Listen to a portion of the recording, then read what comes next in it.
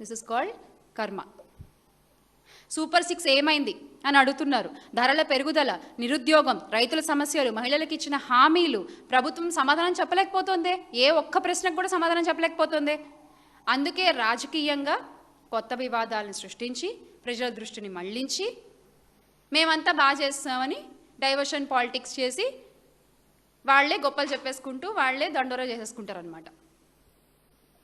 నేను హోంమంత్రి గారిని సూటిగా ప్రశ్నిస్తున్నా. మేము వైఎస్ఆర్ కాంగ్రెస్ పార్టీ నుంచి హోంమంత్రి గారిని సూటిగా ప్రశ్నిస్తున్నాం.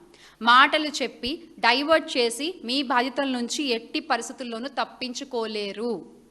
విజయవాడ కృష్ణలంకకు చెందిన కాపు యువకుడు సాయి కృష్ణపై ఉన్నవి 9 కేసులండి కదా. ఫర్ ఎగ్జాంపుల్ మాట్లాడుకుందాం దీని గురించి. 9 కేసులు.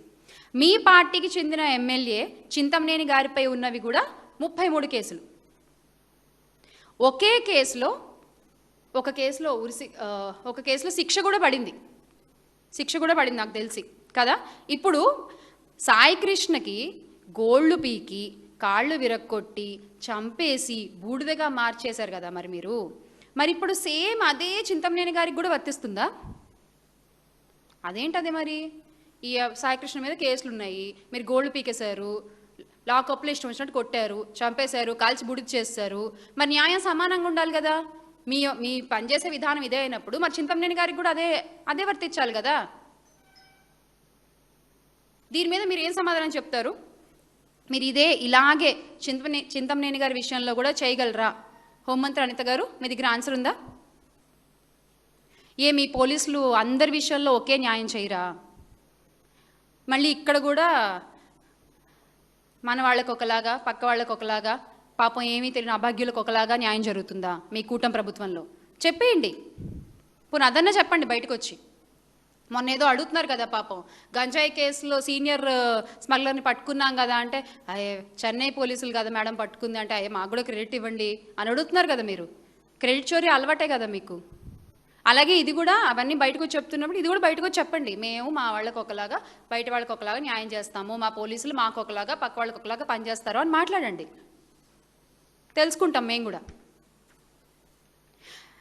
10 రోజులుగా చిన్నారి ఎక్కడుందో తెలియకపోతే స్పందించని మన కూటమి హోంమంత్రి గారు, విజయవాడలో యువకుడు లాకప్ డెత్ అయితే స్పందించని హోంమంత్రి గారు, దెందులూరు టీడీపీ ఎమ్మెల్యే ఇంటికెళ్ళి అంతు చూస్తా అంటూ మాట్లాడి ప్రగల్భాలు పలికితే స్పందించని హోంమంత్రి గారు, ఇదే కూటమి హోంమంత్రి గారు మేకప్ మీద మాత్రం భలే స్పందించారండి. మేకప్ మీద మాత్రం భలే స్పందించారు. మాజీ మంత్రి మాట్లాడారు, నన్ను ఏదో అనేశారు అంటూ గగ్గోలు పెట్టేస్తున్నారు అసలు మొత్తం అందరూ బయటకు వచ్చి. ఎంత దారుణం అంటే ఈ కూటమి ప్రభుత్వంలో మేకప్కున్న విలువ మనుషులకు లేదండి. మేకప్కున్న విలువ మనుషులకు లేదు. అలా ఉంది పరిస్థితి ఈ రోజున రాష్ట్రంలో. డ్రగ్స్ కేసులో పట్టుబడ్డ మీ ఎంపీ నాలుకను మీ న్యాయం ప్రకారమే కత్తిరించాలా వద్దా? అదెందుకు మర్చిపోయారు మీరు? మీకు గుర్తులేదా? మేము గుర్తు చేస్తున్నాం. పోనీ ఇప్పుడు దీని మీద మీరు ఏం యాక్షన్ తీసుకుంటారు? మీ మంత్రి సంధ్యారాణి గారి పిఏ ఉన్నారు కదా, మరి ఆ పిఏ కూడా మరి సాయికృష్ణ లాగానే చర్యలు తీసుకోవాలి కదా. దాని మీద మీ సమాధానం ఏంటి? ఇవేమీ కనపడవు మనకి. ఆడపిల్లల్ని రేప్ చేసి లోబర్చుకుని మోసం చేసిన మన ఎమ్మెల్యే అరవ శ్రీధర్ గారు, మీ కూటమి ఎమ్మెల్యే, ఆయన ఉన్నారు కదా, మరి ఆయన్ని ఏం చేద్దాం? ఆయన్ని మాత్రం ఢిల్లీ మీటింగ్లకు తీసుకెళ్తారు, ఈయనకు మాత్రం 4 కోసేసి గోల్డ్ పీకేసి చంపేసి బుడి చేసేస్తారు. మళ్ళీ ఏమన్నా అంటే అమ్మో నా మేకప్ గురించి మాట్లాడేశారు అని బయటకు వచ్చి గగ్గులు పెడతారు.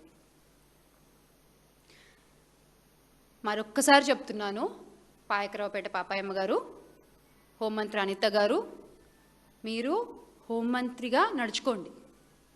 మీ పోలీస్ వ్యవస్థకి అందరికీ సమన్యాయం జరిగేలా చూడమని చెప్పండి. చట్టం అందరికీ ఒక్కటే అని చెప్పండి. ఎవరికి చుట్టం కాదు అని చెప్పండి.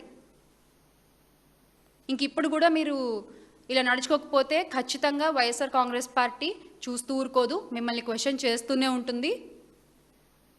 ఊపిరి పీల్చుకోవడానికి కూడా ఇబ్బంది పడే రోజు వస్తుంది మీకు. ఖచ్చితంగా ప్రతిరోజు మిమ్మల్ని ప్రశ్నిస్తూనే ఉంటాము.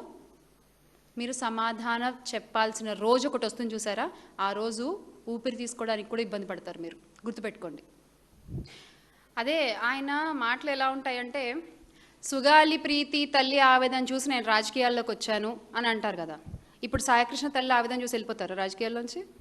ఆయన చెప్పే మాటలు దేనికి క్రెడిబిలిటీ ఉండదు. కాసేపు తెలంగాణ అంటారు, కాసేపు ఢిల్లీ అంటారు. నిజంగా రాష్ట్ర పరువుని పక్క రాష్ట్రాల్లో తీస్తుంది మన ఉప ముఖ్యమంత్రి గారు పీపీపీ గారే.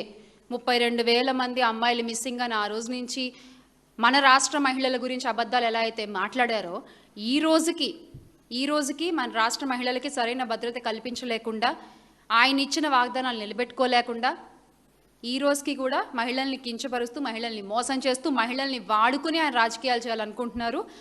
అది ఇక ముందు జరగబోదు.